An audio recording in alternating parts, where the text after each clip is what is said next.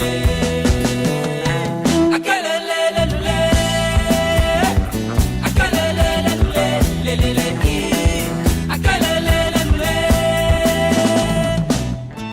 me demandait de me présenter en quelques mots, je dirais que je suis Alex Wamba, artiste, fashion designer d'une part et musicien d'autre part.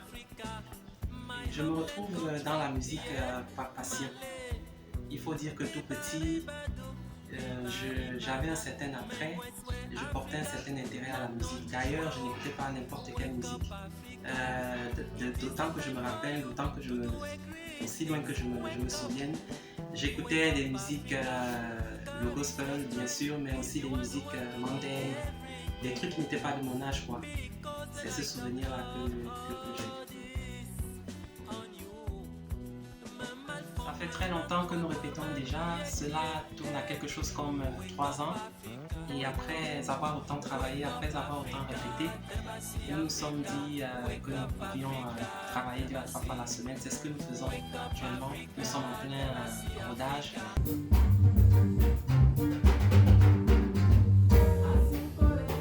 Cela consiste pour nous à préparer les quelques scènes où nous tournons déjà.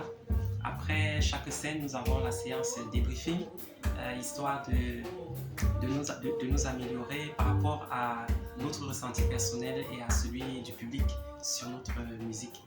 Plus fort, chantons, collé, collé, collé, chantons, collé, collé, collé, chantons,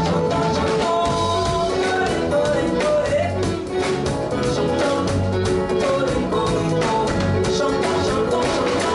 Comme j'aime à le dire, je joue ma musique, je joue la musique qui me ressemble, je joue la musique qui parle de mon expérience de vie, et dans cette musique on entend le gospel comme l'évangile, le gospel qui prône l'amour, la paix, la joie, la foi selon Dieu.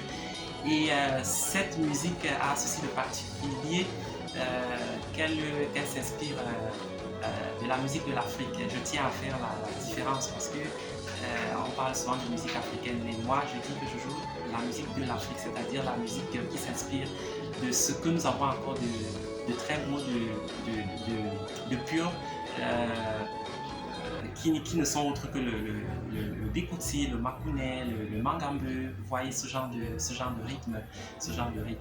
Donc cette musique-là a ceci de particulier que les guitares que nous jouons essaient d'imiter les instruments comme le bed, la kora. Donc vous écoutez une guitare et vous avez l'impression d'entendre un instrument traditionnel. Donc c'est ça la particularité de cette musique-là. Alors tout a commencé par la rencontre avec Carter, un talentueux guitariste qui m'a longtemps accompagné, et à ma demande, Carter a constitué une équipe composée de talentueux musiciens, à savoir Moto à la basse, Carter lui-même à la guitare, bien évidemment il y avait Serge Paul à la batterie, moi-même au chant lead et Idriss Guillermo au violon. Le projet ayant évolué de fil en aiguille, nous avons reçu la visite d'autres musiciens tout aussi talentueux qui, comme les premiers, ont apporté de leur talent, qui ont apporté une particularité au projet. Il s'agit de Serge Pregas qui était le doublon à la guitare. Il y avait Fanel Vico à la batterie qui était le doublon, la doublure de Serge à la batterie. Nous avons aussi reçu la visite de M. Gaston Dioki Bass qui servait aussi de doublure à la basse. Après, il y a eu des talentueuses chanteuses comme Sarah qui avait prêté sa voix pour les chœurs. J'ai eu aussi la joie d'accueillir mon ami Kafi Gerbeau qui avait donné de sa voix non seulement en répétition mais aussi sur les morceaux que nous avons enregistrés en studio. Le projet avait commencé d'après la formule du quintet. Nous étions 5 musiciens, un travail qui a été apprécié ça et là sur les quelques scènes où nous avons joué. Et après cette expérience, nous avons décidé de passer à quelque chose de beaucoup plus épuré. Nous sommes passés du quintet au trio, nous sommes passés de 5 musiciens à 3 musiciens sur scène. C'est une expérience tout aussi belle, c'est une expérience tout aussi riche et tout aussi appréciée.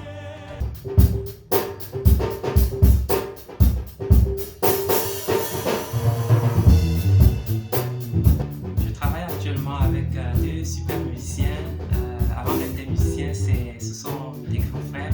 Il s'agit de Serge Hip Hop, qui est le chef d'orchestre, qui assure aussi la direction artistique du projet.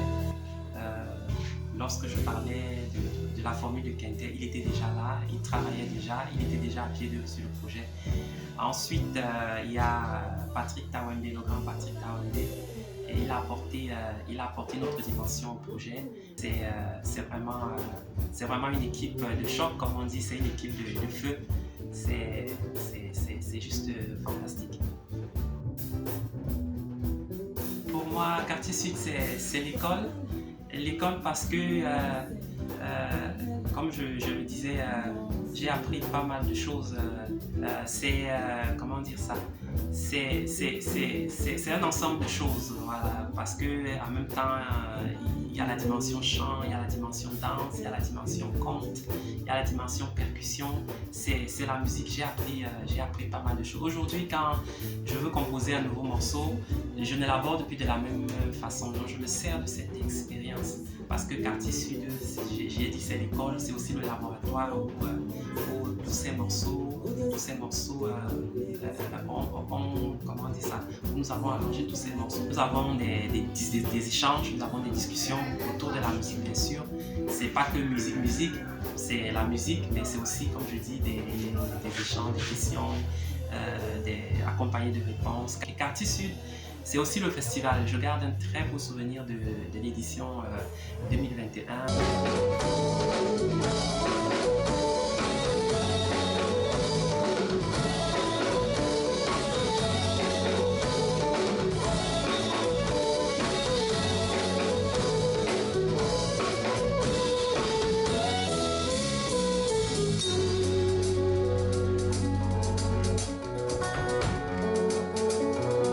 Nous avons fait de très belles interviews à la radio. Nous avons eu droit à une très belle scène à l'Institut français. L'organisation était impeccable, le public était chaleureux. C'était vraiment super. L'actualité la plus récente pour nous, c'est le Balama, où nous sommes attendus pour prester le 8 décembre prochain. Nous vous y attendons très nombreux d'ailleurs et nous aurons l'occasion encore une fois d'expérimenter cette belle formule de trio que nous avons entamée il y a quelques temps déjà. Donc on vous espère nombreux pour partager avec nous ce bon et ce beau moment de musique.